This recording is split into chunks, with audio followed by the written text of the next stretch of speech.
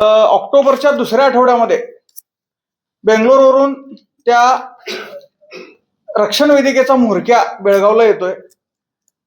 त्यांचा काहीतरी कार्यक्रम असतोय. त्या कार्यक्रमामध्ये महाराष्ट्र एकीकरण समितीच्या बद्दल दरवेळेला ते गरळोकत असतात, पण ह्या वेळेला तो थेट मराठी माणसांना उद्देशून बोललाय. मराठी माणसांनी जर काळा दिन या ठिकाणी पाळला तर एकालाही सोडू नका, आणि जर तुम्ही जेलला गेला तर तुम्हाला सोडून आणायला मी आहे, अशा पद्धतीची दरपोक्ती त्याने केली. पोलीस प्रशासनानं त्याच्यावर कुठलीच कारवाई केली नाही. बेळगावात येऊन तिथं कुठंतरी बेळगावची शांतता बिघडवण्याची आणि रक्तपाताची भाषा करून एक माणूस बेळगावात येऊन गेला आणि त्याच्यावर कसलीही कारवाई होत नाही. 2 दिवस आम्ही वाट बघितली कुठला गुन्हा पोलीस घालतात काय. आम्ही साधं मराठीत शिंकलं तरी आमच्यावर केस दाखल होते, आणि तो माणूस येऊन इथं मराठी माणसांच्या रक्तपाताची गोष्टी करून तसंच जातोय, आणि त्याचा उदो त्या ठिकाणी प्रशासनातलीच काही लोक मिळून करतात. तर याच्यासाठी मार्मिक भाषेत त्यांना मी उत्तर दिलेलं. ते उत्तर दिलेल्या दुसऱ्याच दिवशी मला पोलिसांनी सकाळी घरातून ताब्यात घेतलं. ताब्यात घेतल्यावर माळमूर्ती पोलीस स्थानकात त्यांनी मला त्या ठिकाणी घेऊन गेले.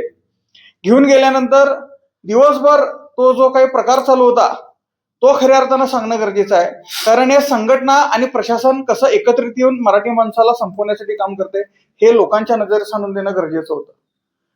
आम्ही गेल्यानंतर आमच्यावर गुन्हा दाखल झाला आणि त्याची कारवाई त्यांनी चालू केली. चालू केल्यानंतर काही वेळातच तिथं तो बेळगावचा लाल पिवळ्या संघटनांचा म्होरक्या, ते बाईसारख्या आवाजाचा कोण, तो आणि त्याचे सहकारी त्या ठिकाणी येतात. तो खालती पोलीस अधिकाऱ्यांसोबत चर्चा करतोय, आणि मी वरती मला एका रूम मध्ये त्या ठिकाणी पोलीस स्थानकात ठेवलेलं होतं. त्या रूम मध्ये मी बसलोय आणि माझ्यासोबत किती सहकारी आहेत हे सुद्धा त्याला माहिती आहे. मग ही माहिती त्याला दिलं कोण, हा प्रश्न खऱ्या अर्थानं मला पोलीस प्रशासनाला विचारायचा आहे. तुम्ही जाणून बुजून हा सगळा प्रकार काढून कुठेतरी आम्हाला भीती घालायची आणि ह्या सगळ्या प्रकारातून किंवा चळवळीतून मराठी माणसांना दूर करायचं काम तुमच्या माध्यमातून तुम्ही करत होता काय, हा प्रश्न विचार. कायदा सुव्यवस्थेच्या नावाखाली त्या संघटनांना हाताशी धरून बेळगावचं वातावरण खराब करण्याचं काम खऱ्या अर्थानं बेळगावचं प्रशासन करते, हा माझा ठाम आरोप आहे. आजपर्यंत आम्ही शांततेच्या मार्गानं आंदोलन करत होतो. तिथं जवळजवळ मला वाटतं 50 भर कार्यकर्ते घेऊन तो आला होता, आणि आम्हाला सोडा, आम्ही असं करतो, आम्ही तसं करतो म्हणून त्यांनी थोडा वेळ दंगा केला. आमच्यासोबत माझे 2 सहकारी होते. ते खाली गेल्यानंतर त्यातल्या एकाला त्यांनी बोलवून घेतलं, त्याला दमदाटी धमकी दिली. दुसऱ्या सहकार्याला पोलिसांनी जणू की आता ते त्याचा जीवच घेणार सारखं त्याला ओढून घेऊन गेले आणि त्याला बाथरूम मध्ये घातलं. म्हणजे एक भीतीचं वातावरण तयार करायचं काम पोलीस प्रशासन करत होतं. ते झाल्यानंतर जेव्हा डोक्यावरून पाणी जाते असं कळल्यानंतर आम्ही पोलीस प्रशासनाला सांगितलं की जर हे इथनं गेले नाही तर नाईलाज असतो आम्हाला आमच्या सहकार्यांना सांगावं लागेल, आणि जर आमचे लोक इथं आली तर मग त्या पुढे काय घडेल त्याची जबाबदारी आमची नसेल. ते बोलल्यानंतर 10 मिनिटातूनच ते सगळे गायब झाले तिथनं. मग मी पोलिसांकडे बोललेली गोष्ट त्यांच्याकडे गेली आणि ते गायब झाले असा त्याचा अर्थ होतोय. म्हणजे पोलिसांनीच त्यांना बोलवून हे करायला लावलेलं, हे खऱ्या अर्थाने तिथं शिक्कामोर्तब झाला. त्यानंतर आमची दिवसभरची कारवाई चालू होती. तिथं आमचे सहकारी आम्हाला भेटीसाठी येत जात होते. त्यांना कुठंतरी एकट्याला पाठीमागून जायचं, एकट्याला घेरायचं, त्याला शिवीगाळ करायची आणि त्याला धमकी द्यायची आणि तिथून निघून जायचं, हा प्रकार चालू होता. संध्याकाळी पंचनाम्याचं निमित्त करून सगळं झालेलं. PI साहेबांनी सुद्धा सांगितलेलं की आता जे काही 2 सह्या आहेत ते घ्या, गाडी आणि मोबाईल जप्त करायचे आदेश त्यांनी दिले.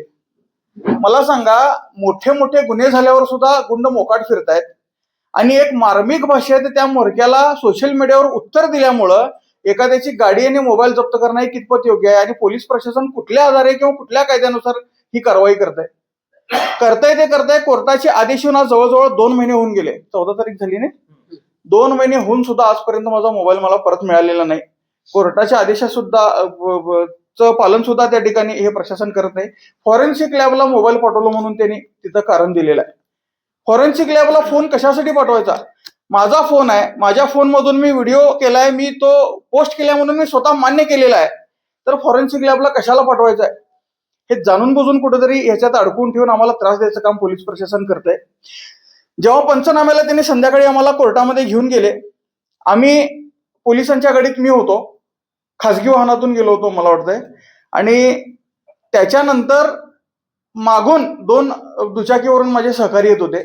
एक गाडी पुढे आली आणि एक गाडी पाठीमागं कोर्टाच्या गेटाच्या बाहेर होती. तिथं तो लाल पिवळ्या संघटनांचा बेळगावचा म्होरक्या आणि त्याचे 2-4 सहकारी येतात. त्याच माझ्या दुपारी ज्याला त्यांनी दमदाटी केली होती त्या माणसाला तिथं घेरतात, तिथं शिवीगाळ करतात आणि पळून जातात. आणि परत ते पोलीस स्टेशन पर्यंत मागे येतात आणि त्यांच्यातला एकटा येऊन कंपाऊंड मध्ये बसतो. हे आम्हाला माहित नव्हतं. मग जेव्हा सगळी प्रक्रिया झाल्यावर त्या माझ्या सहकार्याने येऊन मला सांगितला की दुपारी पण असा प्रकार झाला आणि आता कोर्टापर्यंत ते पाठलाग करत होते. आम्ही जो अधिकारी ही कारवाई सगळी करत होता आणि जो आमच्या संपर्कात होता दिवसभर त्याला बोलवलं.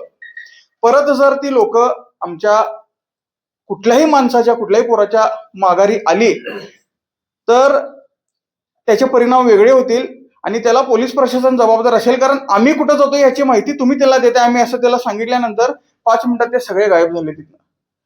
म्हणजे अशा पद्धतीनं पोलीस प्रशासन त्या लाल पिवळ्यांना मुद्दाम हे सगळं करायला लावतंय आणि एक भीतीचं वातावरण निर्माण करून कुठंतरी या चळवळीला वेगळं वळण देण्याचं काम त्या ठिकाणी करायलंय. आतापर्यंत महाराष्ट्र एकीकरण समितीची आंदोलनं लोकशाही मार्गाने होत राहतात. तिथं चन्नामा चौकामध्ये ते लाल पिवळ्या संघटना आंदोलन करत राहतात. आम्ही कधी त्यांना आंदोलन करण्यापासून किंवा त्यांच्या कुठल्याही कार्यामध्ये आम्ही खो घातला नाही. पण आता नवीन प्रकार चालू झालाय. आम्ही काहीतरी आंदोलन करायचं, पोलिसांच्या सूचनेवरूनच ती लोक तिथं येतात आमच्या आंदोलन ठिकाणी आणि तिथं काहीतरी गोंधळ केल्यासारखा करतात आणि सोबत पोलिस असतातच त्यांच्या. म्हणजे हे आता पोलिसांनी चालू केलेलं आहे की महाराष्ट्र एकीकरण समिती ज्या ठिकाणी आंदोलन घेते त्या ठिकाणी मुद्दाम त्यांना पाठवायचं, काहीतरी गोंधळ करायचा आणि कायदा सुव्यवस्थेच्या नावाखाली आमचं आंदोलन दाबायचं. हे खऱ्या अर्थानं पोलिसांनी एकतर्फी कारवाई थांबवली पाहिजे. आम्ही सुद्धा माणूस आहे. पोलिसांचा आमच्याकडे बघताना माणुसकीचा डोळा बंद झालाय. ते फक्त आम्हाला राज्यद्रोही म्हणून बघतात की काय अशी भावना मराठी माणसातून व्यक्त होते.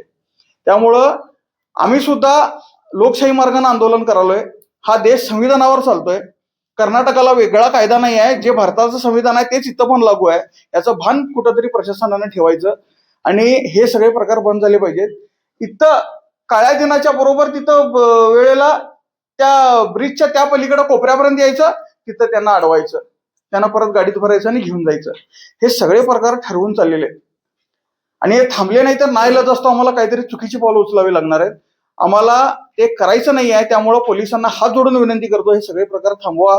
आता आम्ही फक्त मार्मिक भाषेत